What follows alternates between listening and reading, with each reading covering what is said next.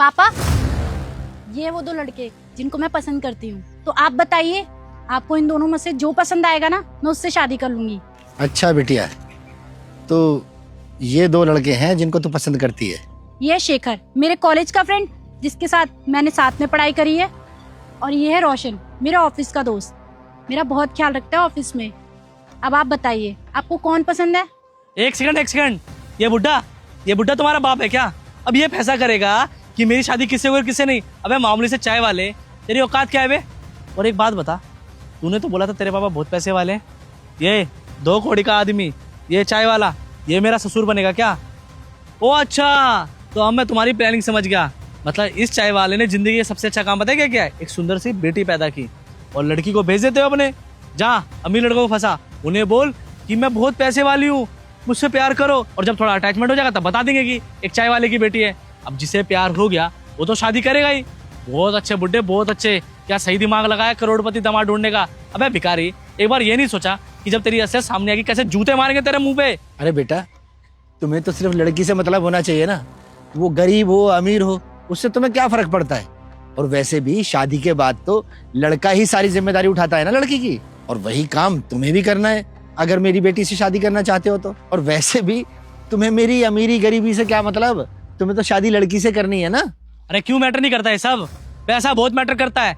चल सारी बात छोड़, मान ले मैं तेरी बेटी से शादी करने को तैयार हो जाता हूँ, शादी तो करवाएगा वो भी धूमधाम से। अरे शादी जिंदगी में एक बार होती है, तू क्या चाहता है कि बस ऐसे ही कहीं पे भी टेंट लगा के करना शुरू कर दूं? अरे 500 लोग आएंगे कम से कम बाराती, अब जिनके वहां पे जाके खाया है क्या वो आके शादी में नहीं खाएंगे?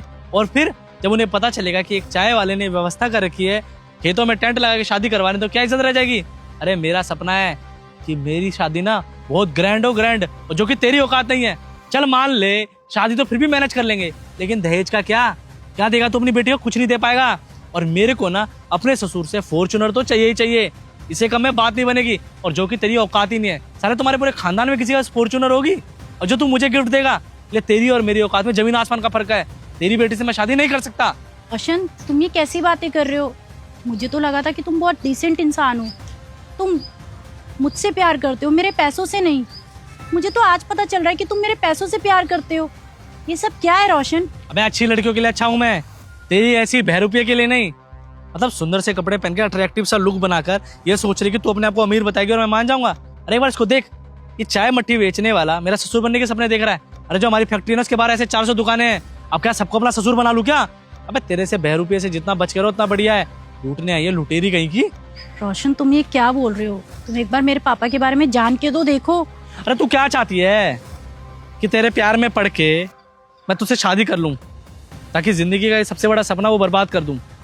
अरे रिश्ते ना बराबरी वालों से होती हैं। मैं तो औकात देके लोगों से दोस्ती करता हूँ, और तू चाहती है तू जैसे गरीब से शादी करूँ? और इस भिखारी को जिसकी औकात नहीं कि मेरे गेट पे भी आके खड़े हो सके, इसको अपने सोफे पे बिठा के खाना खिलाऊं? ये गलती मैं कभी नहीं करूँगा। मेरी जिंदगी की सबसे बड़ी गलती थी जो मैं तुझसे यहाँ मिलने आया।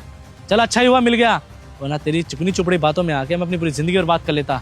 जा रहा हूँ मैं, ना ही मुझे तुझसे शादी करनी है, ना ही इस भिखारी से कोई मतलब रखना है। पापा, आई एम रियली सॉरी, मुझे नहीं पता था कि रोशन ऐसा है। अगर मुझे पता होता ना तो मैं इसको कभी यहाँ पर लेकर नहीं आती। पागल है क्या लड़का?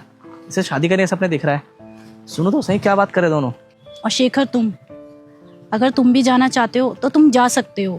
तुम्हें तो अब हमारे हालात के बारे में पता चल ही चुका है, बाकी तुम्हारी मर्जी। और हाँ बेटा, तुम्हें तो पता चल ही गया है कि हम कैसे हैं। और बेटा, मैं अपनी बेटी के शादी में कुछ दान दहेज तो दे नहीं सकता हूँ। और हाँ, जो मेरे पास पैसा था वो मैंने इसको पढ़ाने लिखाने में, इसको काबिल बनाने में लगा दिया है। मैं आपको पहले एक चीज बता देता हूँ कि मैं दान दहेज के बिल्कुल सख्त खिलाफ हूँ, और मैं कुछ नहीं दे सकता। अगर मेरी बेटी से शादी करोगे ना तो ये समझ लीजिए कि दुल्हन ही दहेज है। और बेटा, एक बात सच सच कहूँ, मेरी तो इतनी हैसियत भी नहीं है कि मैं बारातियों का स्वागत भी ढंग से कर पाऊंगा। और फिर भी तुम अगर मेरी बेटी से शादी करने के लिए राजी हो तो ठीक है, वरना तुम भी जा सकते हो। नहीं अंकल जी, मेरे को दहेज वगैरह नहीं चाहिए। मैं तो शीतल से प्यार करता हूँ कॉलेज टाइम से ही, और वैसे भी दहेज से क्या करना है?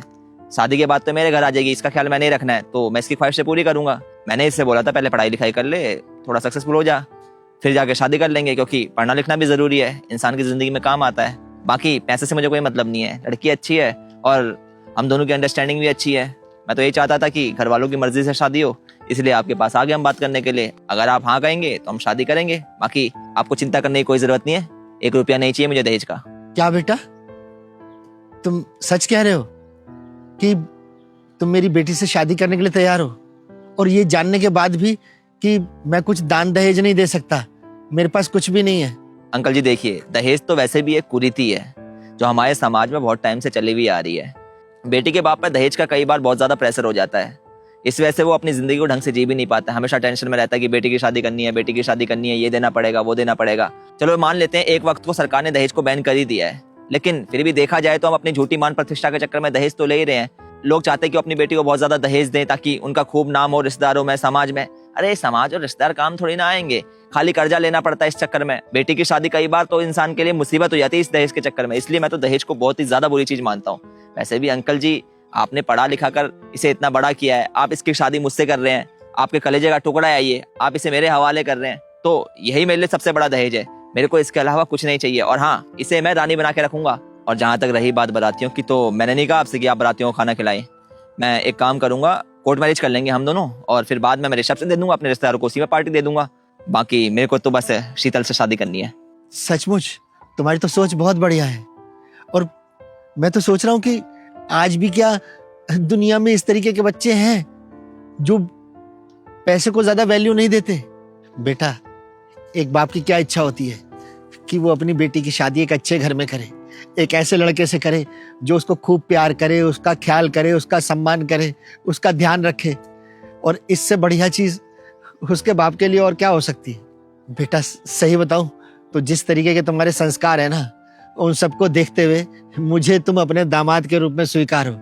और बेटी, तू दामाद जी को यहाँ लेके क्यों खड़ी है? इनको बंगले पे लेके जाना।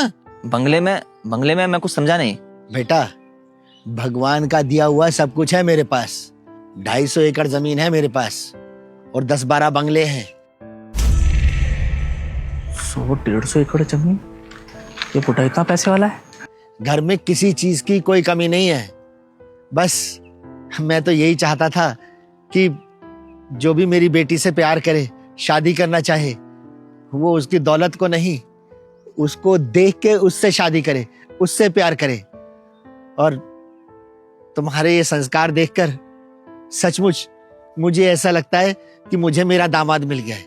मुझे तुम अपने दामाद के रूप में स्वीकार हो। मैंने तो तुम्हें अपना दामाद मान लिया है। शेखर, एक्चुअली बात ये है ना कि मेरे पापा का ये काम नहीं है। वो तो बस ये देखना चाहते थे कि कौन सा इंसान मेरे लिए सही है, जो मुझसे सच में प्यार करता है, ना कि पैसों से। और देखो ना, साबित हो गया कि रोशन सिर्फ और सिर्फ मेरे पैसों से प्यार करता था, और तुम मुझसे। और हाँ बेटा, ये ठेली तो मैंने सिर्फ टेस्ट के लिए लगाई थी, जिससे कि मैं जिस भी लड़के को अपनी लड़की के लिए पसंद करूं ना, वो उससे प्यार करे, उसकी दौलत से नहीं। और मेरे उस एग्जाम में तुम पास हो गए। रोशन देख ले, कहीं ऐसा ना हो कि मालदार पार्टी यहाँ से निकल जाए। वहां से आके बात करके देखता हूँ। अरे एक मिनट, मेरी बात भी तो सुनो। नमस्ते अंकल जी, ये भी आप क्या बोलते हैं? 100-150 एकड़ जमीन आपकी? मतलब मैं यही खड़ा था और यही खड़े होकर सब कुछ सुन रहा था। ये सब क्या है? आपके पास इतनी ज्यादा प्रॉपर्टी? शीतल, तूने कभी बताया नहीं यार कि तू इतने पैसे वाली है? बस करो रोशन, और कितना ड्रामा करोगे तुम? तुम्हारी सच्चाई ना मेरे सामने आ चुकी है, तो यहाँ पे खड़े होके ना ये दिखावा करने की कोई जरूरत नहीं है। और अच्छा हुआ पापा ने ये सब किया, कम से कम तुम्हारी सच्चाई तो मेरे सामने आ गई। अरे वो बात नहीं है यार, सच कहूँ ना कि मुझे लगा कि शादी की बात करना है तो किसी रेस्टोरेंट में चलेंगे। ये क्या है, एक चाय के ठेले पे लिए, फिर यहाँ पे तुम्हारे पापा को देखे ना मेरा थोड़ा दिमाग खराब हो गया था। यार तुम्हें पता है मैं ऐसा इंसान नहीं हूँ, मैं तुमसे कितना प्यार करता हूँ, लेकिन क्या है ना, कभी कभी मेरा मूड खराब हो जाता है, इसलिए मैं तुम्हारे पापा को ऐसा बोल दिया। यार बेबी, तुम समझो ना, अपने पापा को समझाओ कि हम दोनों साथ में कितने खुश रहेंगे। यार हम कितने अंडरस्टैंडिंग है एक दूसरे को लेके। और अच्छी बात है यार, मेरे को भी चाहिए था कि मेरी शादी कैसे घर में हो जो पैसे वाले हो। तो यार ये सब ड्रामा करने की क्या जरूरत है, क्यों? अंकल देखो, सॉरी, जो मैंने बोला उसके लिए माफ़ करना, लेकिन आगे बात करते हैं ना शादी की। अबे ओए, तेरे को तो मेरी बेटी ने बोला था ना जाने के लिए, तो फिर क्यों वापस आया?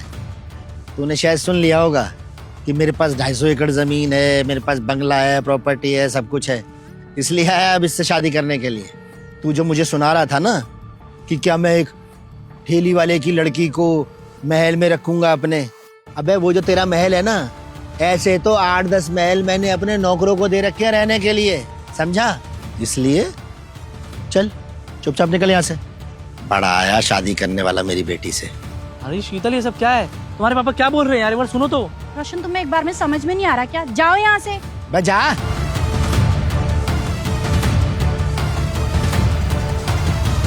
चले शेखर। चलो। आइए दामाद जी, आइए।